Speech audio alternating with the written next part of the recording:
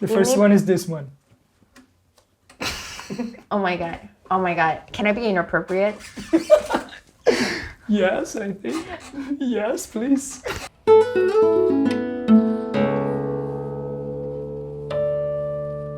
Welcome everyone to the Augustine Strings Wind Up. It's a series of conversations with guitarists that are in New York City, living in New York City, or passing by New York City, which is the case today with JIJI, who was performing yesterday in Philadelphia, right? Yes.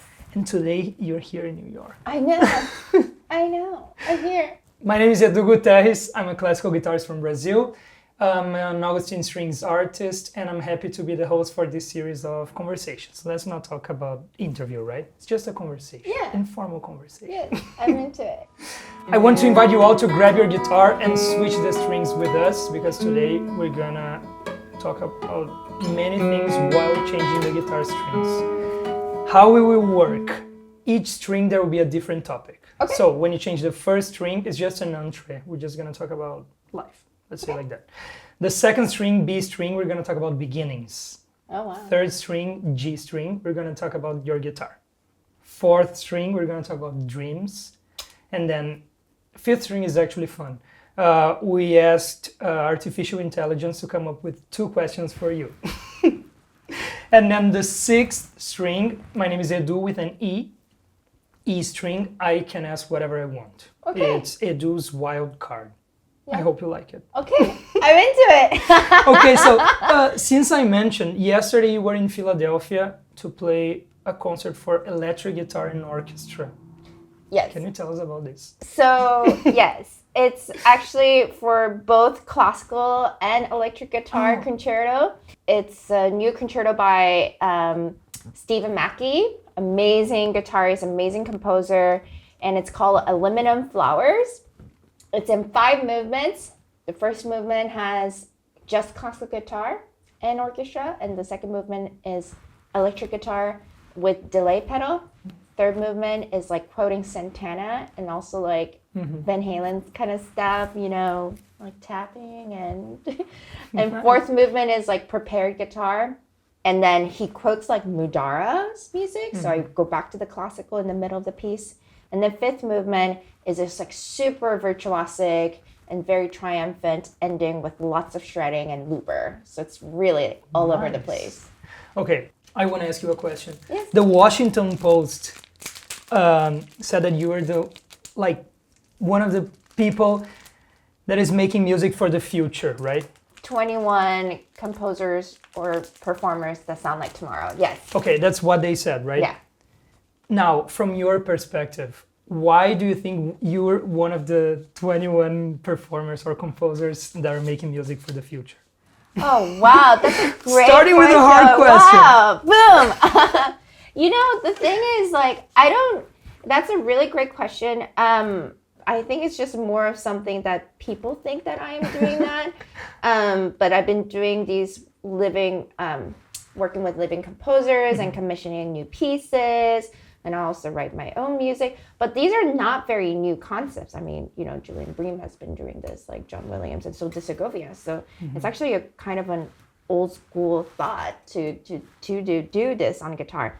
But I guess like more and more, I feel like I've been kind of trying to, I don't know, move away from my conservatory like training of and just like, you know, embracing different types of like in genres of music, because that's the thing that I struggled with most. Like I started playing guitar when I was like really interested in rock music.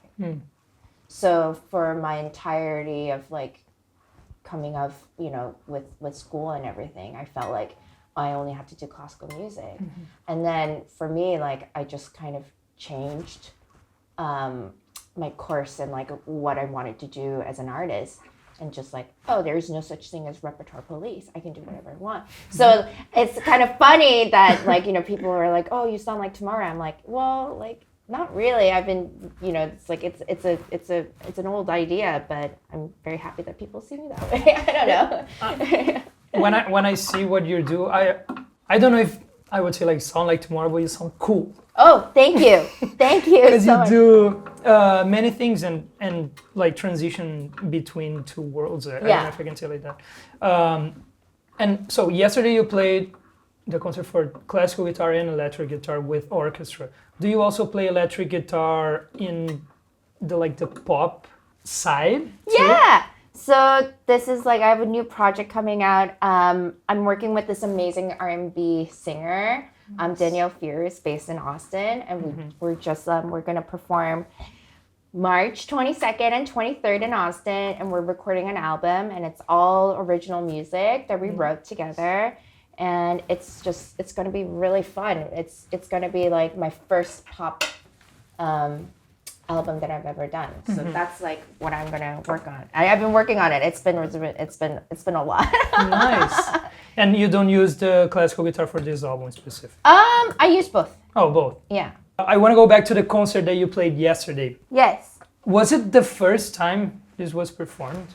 Yes, this was the premiere. And how was it? Whew, there were so many things and so many pedals and so much to prepare. Like when I went on stage, like I kind of just don't remember. I actually don't remember a thing. Like I think it was a good sign that I was really in it. Like I wasn't thinking about, this passage or this passage. I was like in it, which was a good thing. I don't know. I think Steven was really happy. He said, I fucking did it. Oh my God, sorry. Bleep that out. Oh my God. He said that. I didn't say that. So that's his wording, not me. So I guess I did it. Nice. And it was a huge hall, right? Oh, it was massive hall. That's where Philly Orchestra plays their concerts. So I basically opened for Sting because Sting was playing later that night. I wasn't. He was playing with Philly Orchestra, but I just wanted to. I saw his him at the backstage, which was so cool. I saw the picture of his how do you say, dressing room? Dressing room. Yeah. Yep. But and you performed with the Curtis Orchestra, right? Yes. And first time you performed with them? Yeah. So it was quite You're a emotional. student. Yeah. My alma mater. It was very, very special and very emotional to be back in Philly, and just like to play with them. And I was like really nervous at first rehearsal. I was like, oh my God, they're gonna think I'm so old and uncool. But they were really nice. You're very cool. Oh no. And talking about Curtis Institute, this leads me to the second string, actually, talking about beginnings. Because you were one of the first guitarists in Curtis Institute, right? Yes. So that was 2011. They announced that they were, I guess they announced it in 2010. So that they were going to open guitar studios. So then they had David Starobin and Jason Vieaux as their faculty. And I was already studying with Jason Vieaux at Cleveland Institute of Music. And so then I auditioned for Curtis, and it was Jordan Dotson, who's one of my favorite guitarists in the whole wide world. And I were the first students, two guitar students. It was really fun. And then they had just built their first dormitory too. So, can you explain to the audience what Curtis Institute is? Because I feel that, I mean, before I came to the US, because I'm from Brazil, we don't actually know all the institutions in the US, and Curtis is one of the hardest ones to get in, right? Yes, so it's like a school of 140 students. 140 students, and they're all full scholarship, and you get to live in Philly. So that's that. It's like a really tiny school, so it kind of like everyone knows everything in your business, but it was kind of fine. It was fine. It was really fun. That's nice. Yeah, I really loved it. Okay, now general beginnings. When did you start playing the guitar? My beginnings, yeah. So this is really funny. So my dad and my mom, well, my dad mostly, he really wanted his daughters to be an artist of some sort. Like, so they had a lot of influences growing up. So, we would watch really intense films like hardcore films, not like Hollywood films, but like art films. my parents, also bought me DVDs of like bands, and I was listening to lots of like Deep Purple. Richie Blackmore was my favorite guitarist. I thought he was so cool. And he was like a wizard, right? Like he wore these wizard hats and he was like crazy. And also Eric Clapton. I listened to a lot of Eric Clapton. And I think my dad was like, oh, maybe JIJI will do some music stuff. Mm-hmm. So that's what happened. And, they took me to a music store, and I told them I actually wanted to play the drums. I wanted to be like, I want to play the drums. And then my dad was like, no, we're not bringing that to our apartment. Tiny apartment in Seoul. So then I was like, I want an electric guitar. And they were like, no, but the classical guitar is on sale. And if you do this really well for a year, we'll buy you an electric, which never happened. So my parents are liars, but they know what they were doing. So then I really got into it. So I self-taught my guitar for a year. I read through like Mel Bay. Mm-hmm. I remember Mel Bay guitar stuff, and my parents quickly, I got music lessons, and rest is history. So I started when I was 8.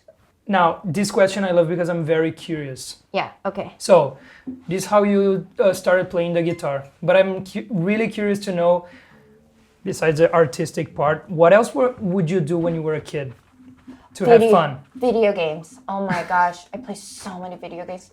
It's kind of a sad thing, but don't be so sad about it because I turned out totally fine.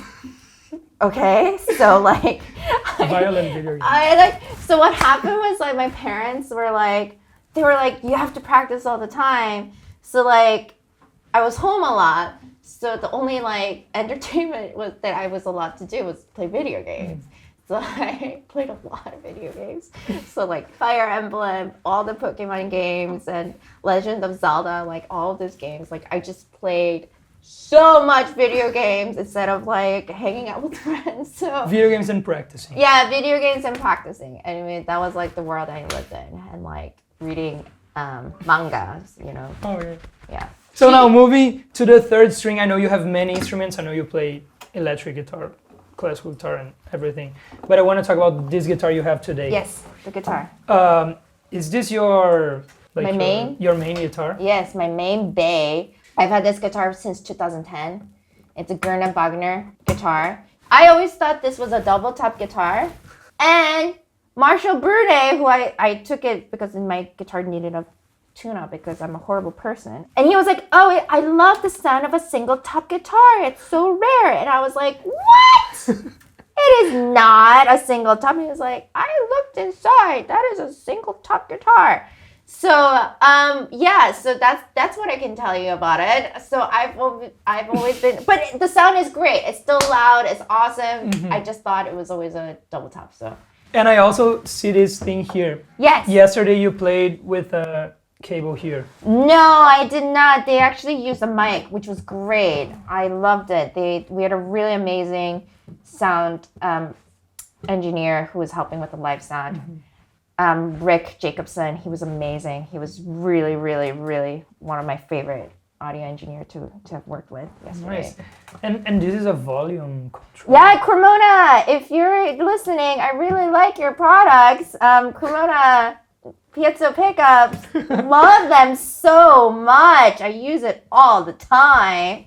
So sorry. I also have one, but not with the... Yeah, this is the second generation, I think. Oh. I love it. So mine is old and uncool. No, I'm just kidding. This one is a top one. Everything is cool, man. Everything is cool. Mine just broke. That's why I had to. That's me. Get a new one because. And normally you use when you're playing with an orchestra. Of course, they wanted the sound of the guitar, Yeah. So yeah, it's great when they don't have microphones mm-hmm. that or a sound engineer who can really make sure you don't get feedback. So this is kind of my. My, what is it? Plan B kind of thing. Mm. It's great. It's awesome. And then, sometimes I do Ableton stuff, live processing. And that's what I use for, to use to process sounds. Yeah. Like, you can put like lots of weird, effects on it, but using the chroma really helps instead of using a mic. In this whole idea that you do many things, you play electric guitar, you play classical guitar, you play in this ensemble called Wild Up. Yes. This is how you say it? Yeah, Wild Up. You play with Ableton and you do many things. I wanted to ask, is there something that you don't do now that you want to do eventually? Oh my God. Yes. Things. My love for video games. I would love to do some video game scoring if anyone is listening. Nice. One of my favorite games was called Entree. It's so beautiful. The music is like gorgeous, and and also this game called Inside. It's a horror game, but the music was like incredible. So like anything indie companies, like if you're interested, I really love writing pretty music. That's great. And since I mentioned the Wild Up, yeah, it's a collective, right, of artists. How does it work? What we do is that we're just these instrumentalists, mostly from LA and New York. We have different projects that we work on. Right now we're doing like Julius Eastman kind of anthology recordings. So yeah. Just to make a parenthesis for the audience about this, the anthology you said. So I'll just talk a little bit about Julius Eastman. So Julius Eastman was this amazing kind of post-minimalist composer.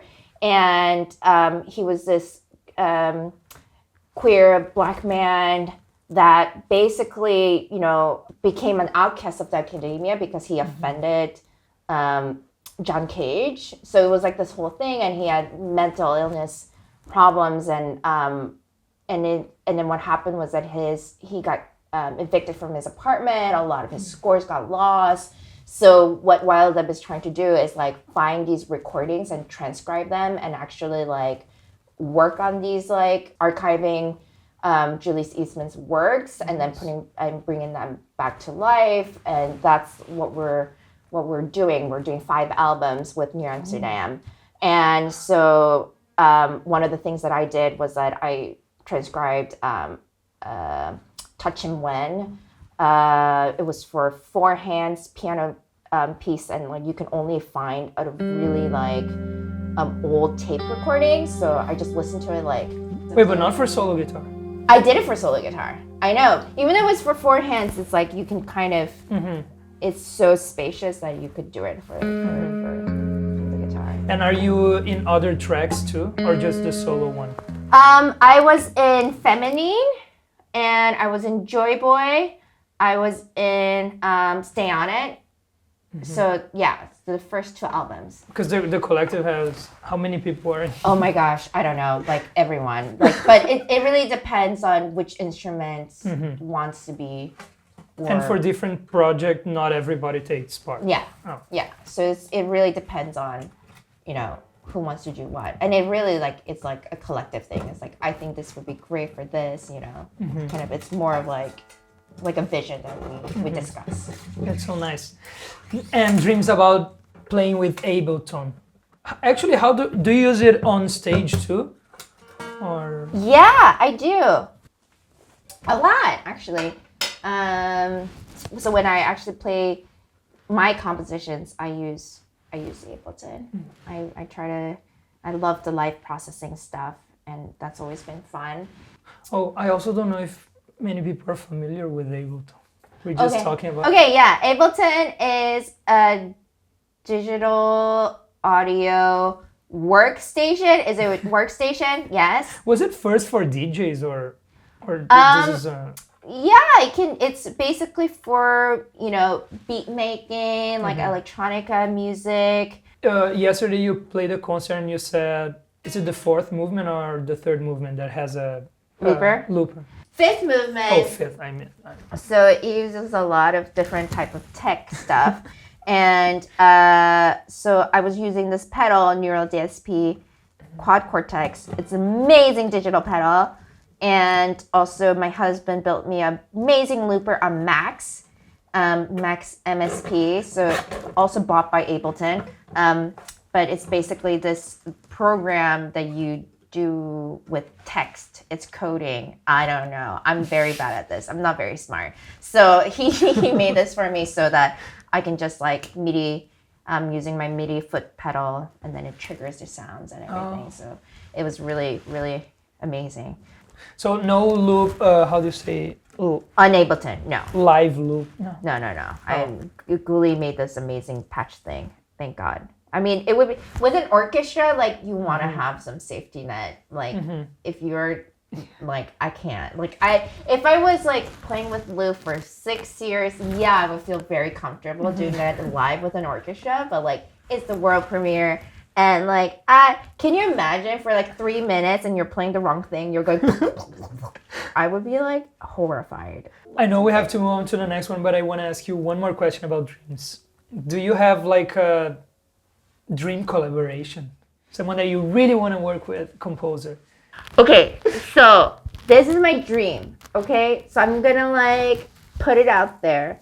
My favorite pop artist is Charlie XCX. I love hyper pop stuff.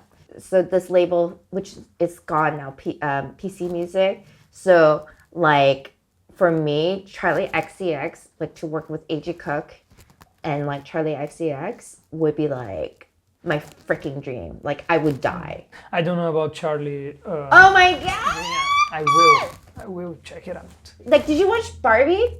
I did. Speed Drive. That. Oh my Barbie, yeah, that song. Oh, I know. And Charlie XCX like wrote tons of really cool music. She's awesome. She's like, and A.G. Cook is like an amazing producer. If you're watching us, now is the moment that you say. If you're watching me, can you, Charlie, A.G., I want to work with you. Okay, fifth string. Yeah. Artificial intelligence. Okay, what do they have for me? Your performances are often described as mesmerizing and stirring. How do you manage to blend traditional and contemporary music while keeping your stage presence so captivating? Whoa, how do I... Do you think you have the same personality for everything you do? No, I don't. I love to play with personas. So like even yesterday, like each movement I had a different persona. And also like it really depends on my outfits too. Yesterday I was a bratty cowgirl. I saw on Instagram. That was so fun. I really love this topic actually. So because many times we see in classical performances like you have to wear black. Oh my gosh, you no. don't do anything. Just the music is important. So oh wow. You think I agree with you, okay? Yes. I don't know what you're gonna say, but I agree with you. Yes. Wait, really? No, because I know what you're gonna say. Yeah. It's a combo, the performance for you. Yeah, it's also very visual, right? I mean, like then go listen to a recording if it's I don't know. Okay, that's fine. But I always tell my students, don't wear black. Please wear something like that you will wear on your third date because you can't be weird on your first date, right? By the time you get to know each other.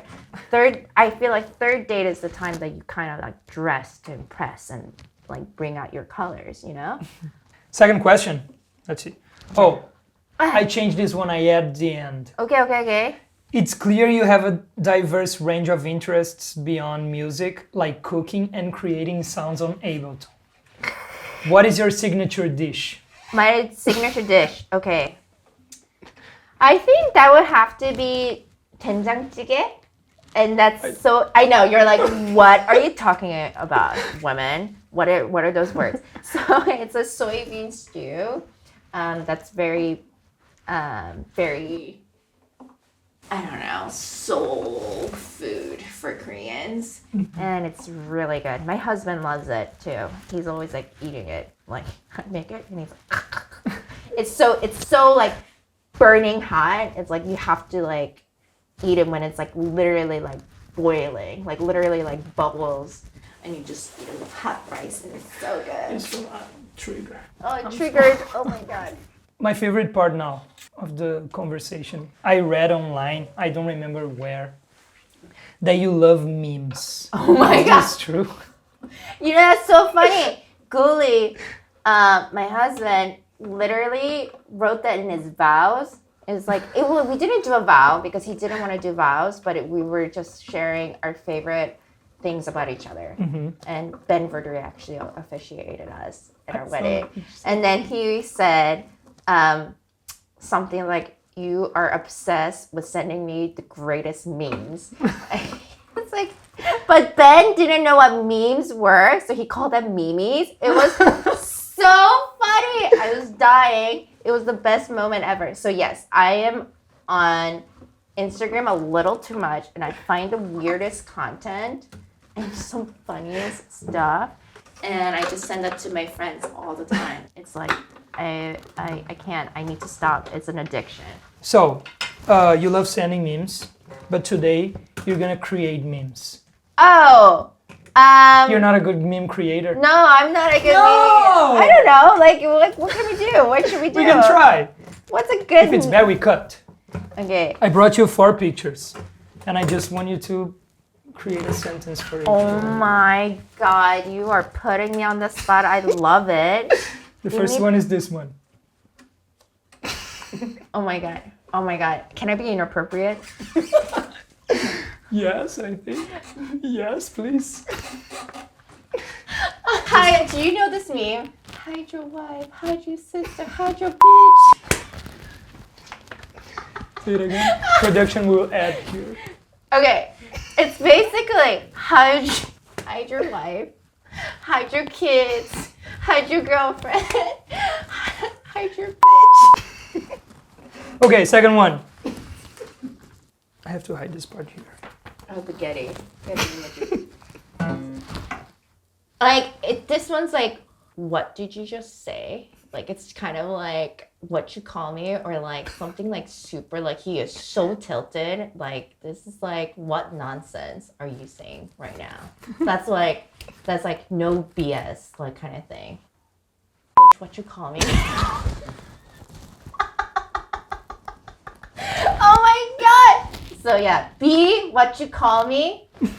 Question mark. Good. Yes, exactly. You gotta be. Just to explain, so these are all pictures of André Segovia. Yeah. Didn't check with production if we could do that. I think we could do that, The right? bleep. The memes thing. But yeah, what? Tell me, what are these strings will be used for?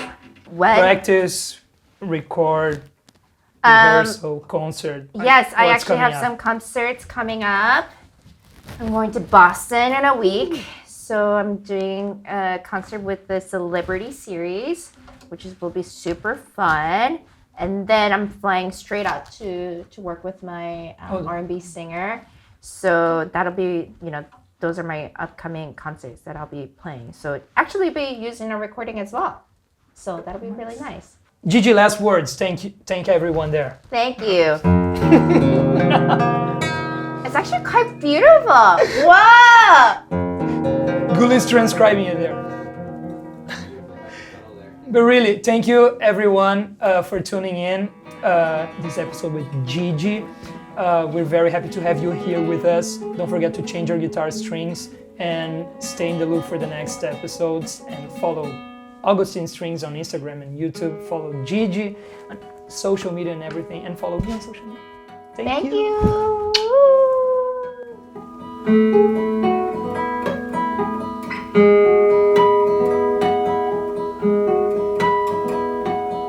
you.